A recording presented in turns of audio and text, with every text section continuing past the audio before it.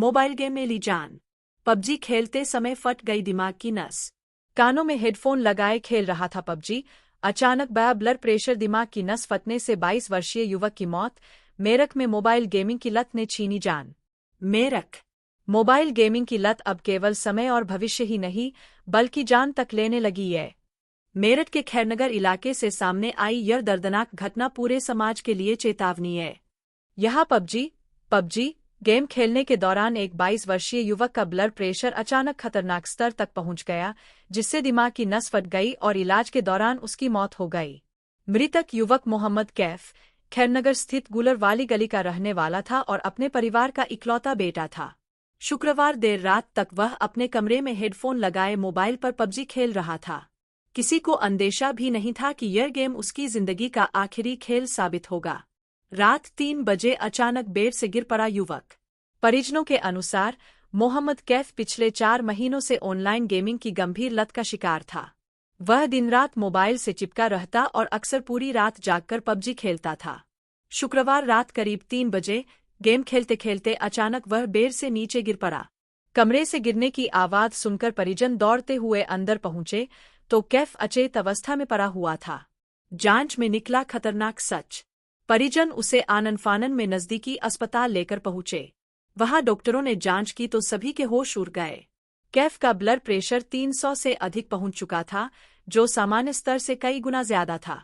हालत बेहद नाजुक देखते हुए डॉक्टरों ने उसे तुरंत दिल्ली रेफर कर दिया। दिल्ली में 2 दिन चली मौत से जंग।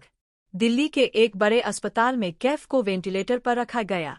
2 दिनों तक वह जिंदगी और मौत के बीच जूझता रहा, लेकिन रविवार सुबह उसने दम तोड़ दिया। डॉक्टरों के मुताबिक अत्यधिक मानसिक तनाव और गेम के दौरान बड़ी उत्तेजना के कारण अचानक ब्लड प्रेशर तेजी से बढ़ गया, जिससे ब्रेन हेमरेज हुआ। यही उसकी मौत का मुख्य कारण बना। रील से पबजी तक बढ़ती लत की कहानी। कैफ के पिता फारूक, जो पेशे से प्रॉपर्टी डीलर है, बेटे की मौत के बाद गहरे सदमे में है। भरे गले से उन्होंने बताया कि कैफ पहले सोशल मीडिया पर रील बनाने का शौकीन था।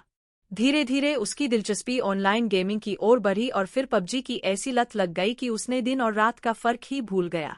परिजनों ने कई बार उसे समझाया, मोबाइल से दूर रहने को कहा, लेकिन गेम का जुनून इतना हावी हो चुका था कि वह किसी की बात नहीं मानता था। इकलौते चिराग के बुझने से घर में मातम। कैफ अपने परिवार का इकलौता बेटा था। उसकी मौत की खबर मिलते ही घर में कोहराम मच गया। माँ बाप का रो रो कर बुरा हाल है। घर की दीवारें मातमी सन्नाटे से भर गई है। पड़ोसियों और रिश्तेदारों का तांता लगा हुआ है, लेकिन किसी के पास इस दुख को कम करने के लिए शब्द नहीं है। विशेषज्ञों की चेतावनी।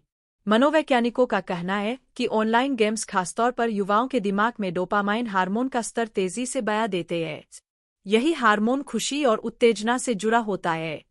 बार बार गेम खेलने से दिमाग उसी उत्तेजना का आदी हो जाता है, जिससे नींद की कमी, मानसिक तनाव, गुस्सा, हाई ब्लड प्रेशर और गंभीर स्वास्थ्य समस्याएं जन्म ले सकती है। विशेषज्ञ मानते हैं कि लंबे समय तक हेडफोन लगाकर बिना ब्रेक लिए गेम खेलना दिमाग और दिल दोनों के लिए बेहद खतरनाक साबित हो सकता है। समाज के लिए चेतावनी। गाजियाबाद में 3 बहनों की आत्महत्या की घटना के बाद मेरठ का यह मामला एक बार फिर सवाल खड़े करता है कि आखिर मोबाइल और ऑनलाइन गेम्स पर लगाम कैसे लगे। यह घटना सिर्फ एक परिवार की त्रासदी नहीं, बल्कि पूरे समाज के लिए चेतावनी है कि अगर समय रहते बच्चों और युवाओं की स्क्रीन आदतों पर ध्यान नहीं दिया गया तो ऐसे हादसे और बढ़ सकते हैं। मोबाइल और गेम तकनीक का साधन है, लेकिन जब यही साधन लत बन जाए तो वे जानलेवा भी साबित हो सकते हैं। मोहम्मद कैफ की मौत इसी कड़वी सच्चाई की गवाही है।